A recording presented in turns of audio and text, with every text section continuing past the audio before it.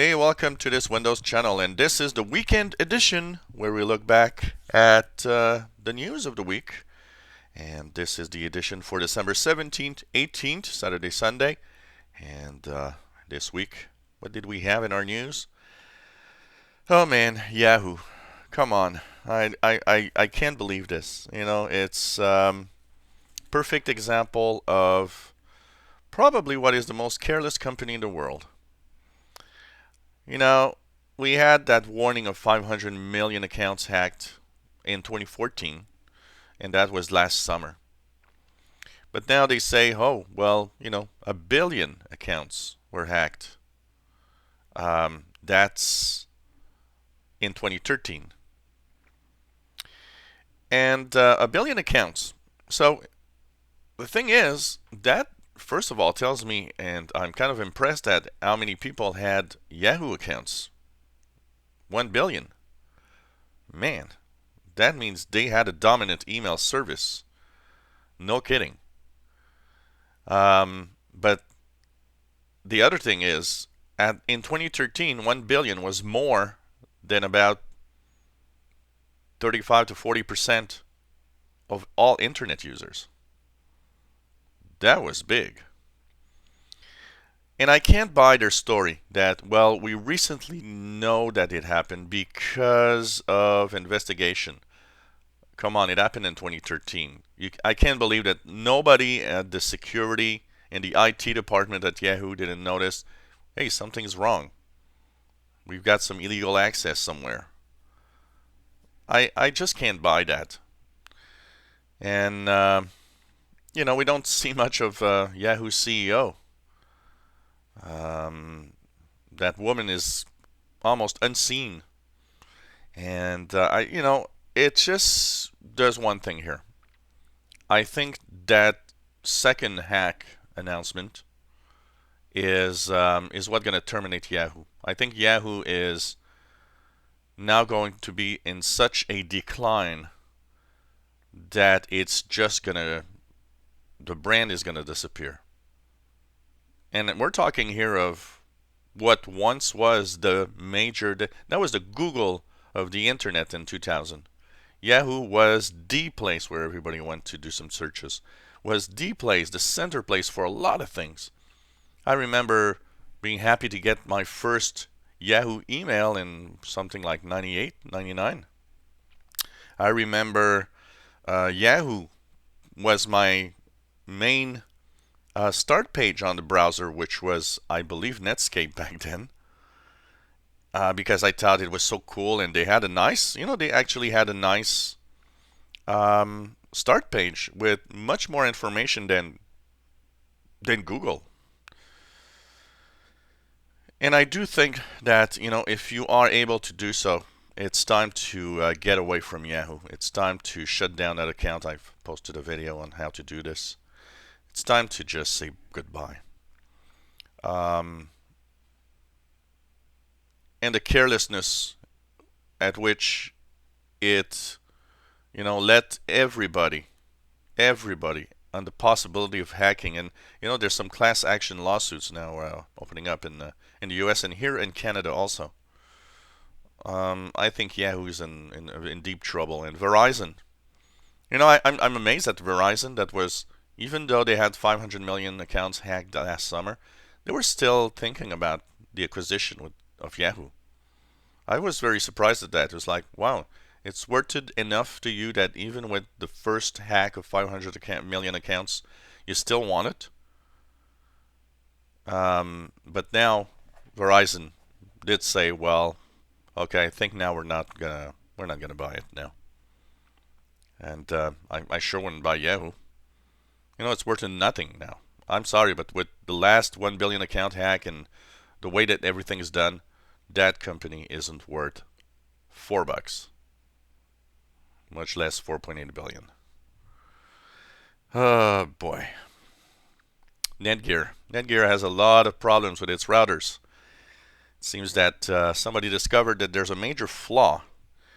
So, when you go to your router, you can access your router's internal menu by entering your credentials, your administrative username and password, and you can fiddle with the router, do pretty much what you want. Once you have access to the menu, the internal menu, you do what you want with the router, and you can open ports, and you can open access to the internet so that you can have remote access and all of that. Well, the Netgear routers have a major flaw, and many models are right now a problem. And it's such a big flaw that even CNET and some security websites said, you know what, you should stop using your Netgear router. Now, don't panic. They've issued a beta version of firmware that fixes the issue temporarily, and of course they will issue the official fix for this in the next few weeks probably. Thing is, the way it works, okay, is that if somebody has access to your router's login page, by repeatedly sending an exact sequence in the URL, in the web address at the top to your router, eventually they get access to the internal menu. So it bypasses the username and password. So basically, that's kind of a weird, bug here where now it's, you know what? I was looking at what was actually the problem in this thing. And I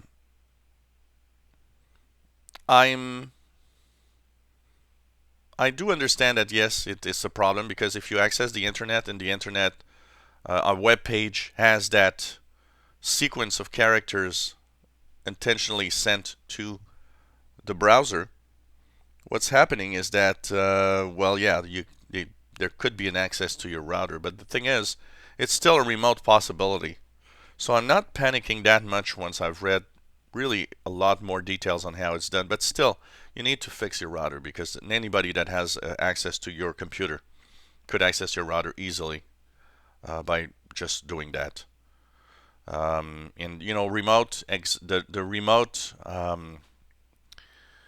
basically all the remote stuff in the router is by default off, so nobody from the internet can actually send a sequence and hack into your router. So, but still, if you've got one of those routers, be careful and make sure that you update the firmware. If you don't know how to do this, ask somebody that knows a little more about how it works. It's very important that you do so to make sure that you don't leave any open doors to somebody that could hack into your router, and stay safe. I would think if you use a Netgear router and you're a business, make sure that you fix this, because as a business, if you have an open Wi-Fi that everybody uses, you are at big risk. I think for a business that would be a very important thing to do. Ryzen, that new 8-core AMD CPU. Big promises. But in tech, what's the biggest issue? We've seen over the years so many products that promised huge performances and huge things to suddenly, once it's released, find out that it's, well, nothing special. AMD and Intel are at a battle at who can deliver, the best CPUs for computers and devices. And it's been an ongoing war for a long time, and I'm happy that there's competition here because, to give you guys an idea, when Intel created the Pentium, it didn't have competition. It didn't have anything that pushed it to really perform well, and the Pentiums, a lot of Pentium's processors back then were kind of bad. They weren't fantastic. They weren't giving that much performance. AMD came along and they started doing these processors at half the price of Intel, and for the same clock speed, because of the architecture. For the same clock speed, a AMD processor would beat Intel because it was designed more efficiently. And that kind of pushed Intel because Intel started seeing that their market share was, you know, being eaten up by AMD because, hey, if you're selling a processor $150 less than the competition, that means the PC in the store is going to be $150 less than the competition. That means people will choose AMD over Intel, and as a tech guy, I can tell you that is a major factor. $100 off a PC, I can tell you, people buy AMD. And Intel was left behind. So they had to work hard to get there. And they've created the Core 2 and the Core Duos and the i3, i5, and i7s that are amazing processors. I think that this war needs to continue, and now AMD is back with, hey, we're going to have a really, really amazing processor here, and it's going to rival Intel. So will that bring a new war?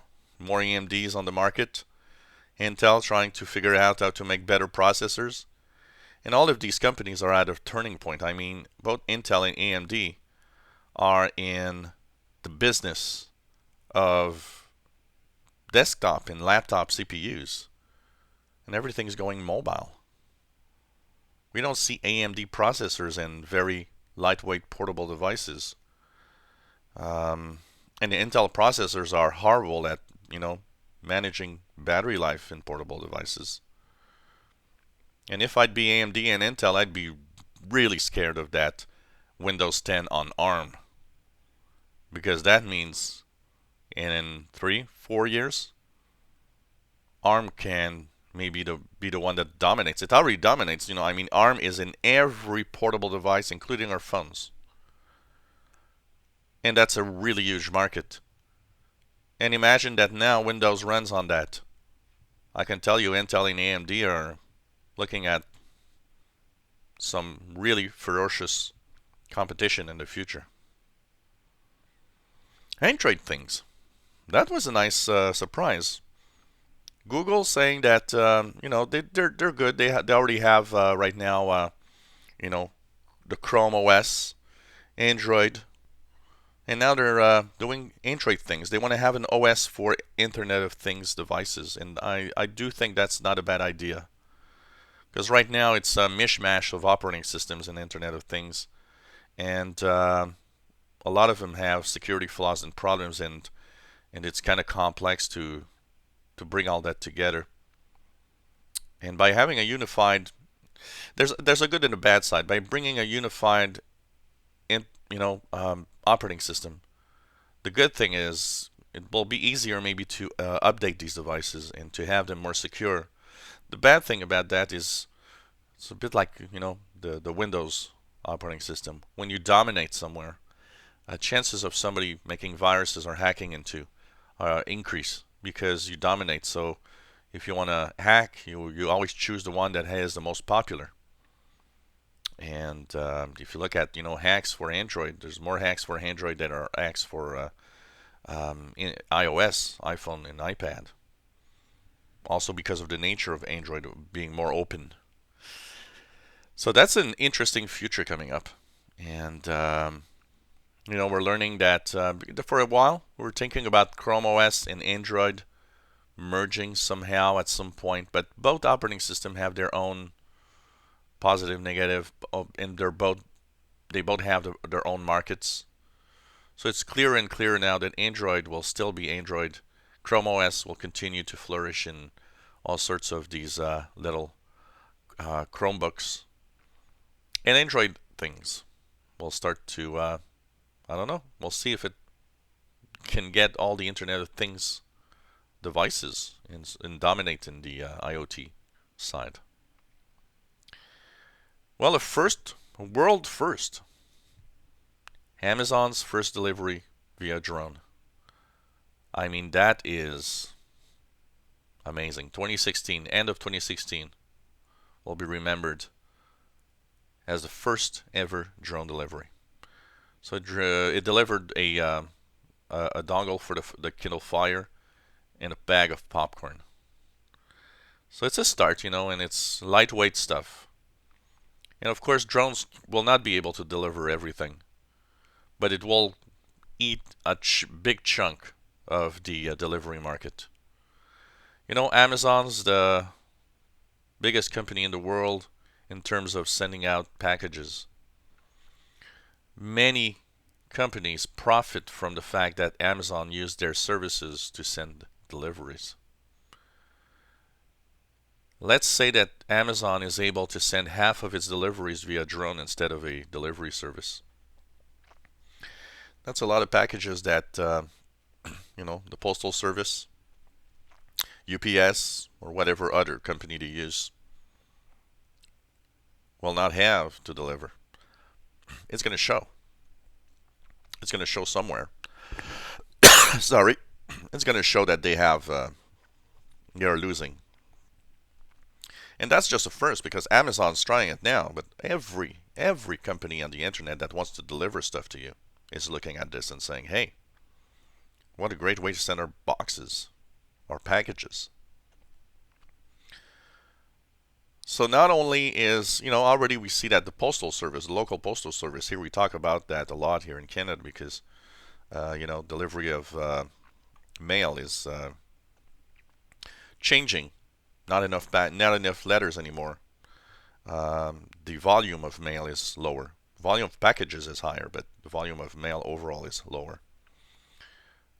And that is something that's going to happen also on the packages now because of drone delivery. That's going to be something to check for in 2017, 2018, and the impact it will have. And I could see some job losses here. We're getting into a interesting future where a lot of technology is now going to replace humans. We've been talking about that for such a long time, how machines will replace humans. And up to a certain point, there are machines that do replace humans today. All sorts of robots that build things. But I got to say that for the first time, I think in history, that future of having humans replaced by computers is much clearer suddenly. Self-driving cars, drone deliveries, artificial intelligence that will, just answer the phone and understand what you want and give you what you need instead of having somebody out there telling you what giving you help. So interesting times that we're going to. And finally, a little bit of Patch Tuesday. This week was Patch Tuesday in Microsoft. No big issues. I haven't seen anybody really. There's always that few people that say, "Hey, that broke my computer" and everything. But overall, it's a very clean Patch Tuesday. 6 critical flaws fixed, including one for Flash. And in there, a fix for the there was a Wi-Fi, or not a Wi-Fi, a internet connectivity issue with the last update that was there, and that's fixed here. So if you had connectivity issues, this patch fixed that.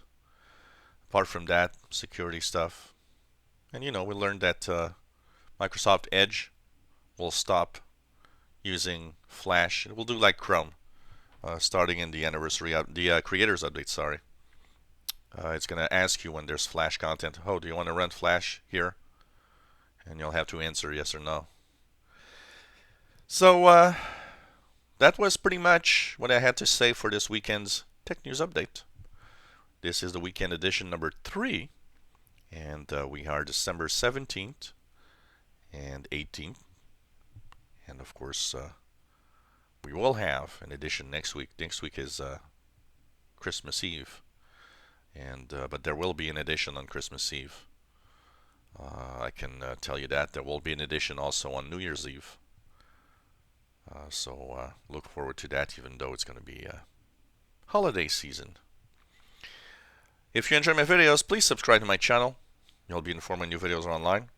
Give us thumbs up. If you have any comments, questions, suggestions, let us know. And hopefully you enjoy our videos, and we'll come back to our channel. Thank you for watching.